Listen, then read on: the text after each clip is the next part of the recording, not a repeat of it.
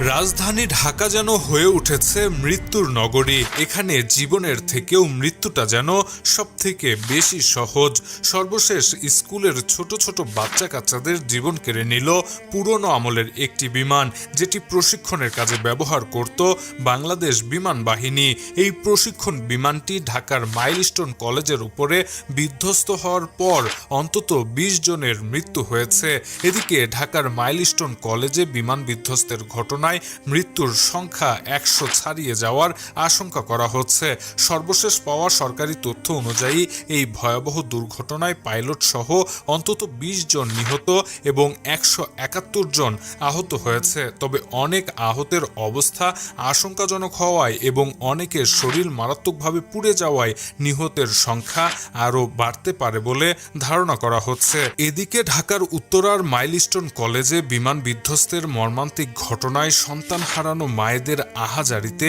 আকাশ বাতাস ভারী হয়ে উঠেছে। স্বজনদের কান্না আর আর্তনাদে হাসপাতালের পরিবেশ শোকার্ত হয়ে উঠেছে। ছোট ছোট সন্তানদের হারিয়ে কাঁদছে পরিবারগুলো, কাঁদছে সারা বাংলাদেশ। শাহরিয়ার আলম, ইবিডি নিউজ।